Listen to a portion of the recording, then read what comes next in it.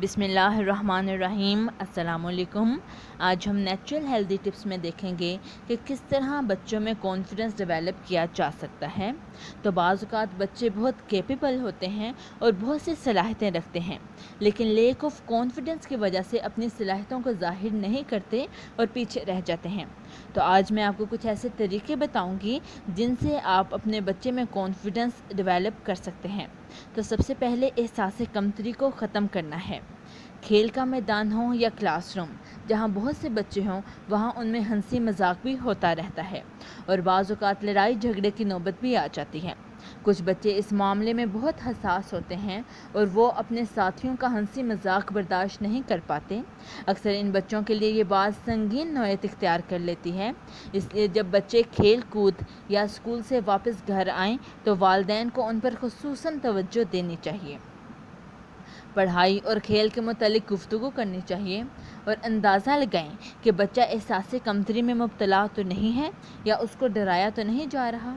اس کے علاوہ احساس کمتری کی وجہ یہ ہے کہ جب بچہ دیکھتا ہے کہ وہ ہیلدی ہے یا پھر اسے چشمہ لگا ہوا ہے یا پھر وہ لو کلاس بیک گراؤنڈ فیملی سے بلونگ کرتا ہے یا پھر اس کا ڈل کلر ہے، تو یہ چیزیں بھی احساس کمتری کا اس کو شکار کر دیتی ہیں۔ اس کے بعد ہم لوگ ہارر سٹوریز کی طرف آتے ہیں۔ تو بعض بچے رات کو سوتے ہوئے ڈر جاتے ہیں، تو بچوں کو ڈراؤنی کہانیاں نہیں سنانی چاہیے، ان سے ان میں بزدلی پیدا ہو جاتی ہے اور ایسے انسان بڑے ہو کر بہت بہادری والے کام نہیں کر سکتے۔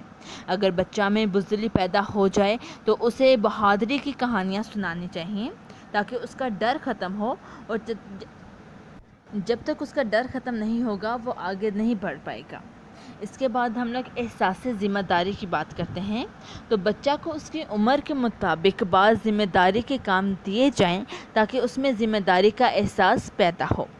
عام طور پر دیکھا گیا ہے کہ ماں باپ اپنے بچے کی تائید کرتے ہیں اور دوسرے کے بچہ کو اپنے بچہ کی بات ماننے کے لیے مجبور کرتے ہیں۔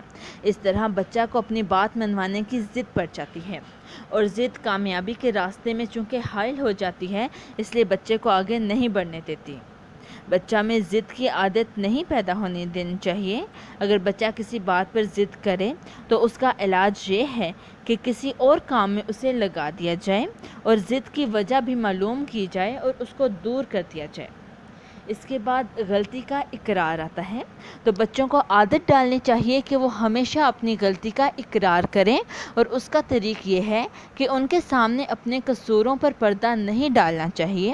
اگر بچہ سے غلطی ہو جائے تو اس سے اس طرح ہمدردی کریں کہ بچہ کو یہ محسوس ہو کہ میرا کوئی سخت نقصان ہو گیا ہے جس کی وجہ سے یہ لوگ مجھ سے ہمدردی کر رہے ہیں، اور اسے سمجھانا چاہیے کہ دیکھو اس غلطی سے یہ نقصان ہو گیا ہے۔ اس کے بعد ہم لوگ بچہ کی تعریف کے بارے میں بات کرتے ہیں۔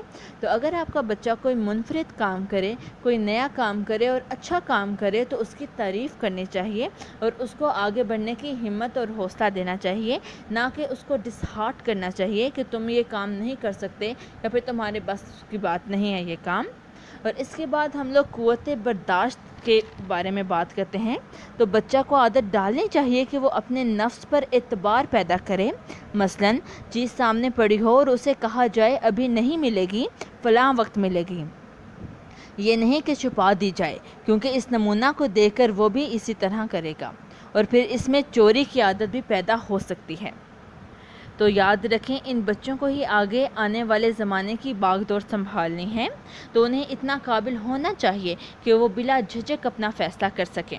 ان کے اندر جھجک، خوف اور خود اعتمادی کی کمی دنیا کی دوڑ میں انہیں بہت پیچھے لے جا سکتی ہے۔ تو ان میں آپ لوگوں نے ہی اعتماد اور کانفیڈنس پیدا کرنا ہے۔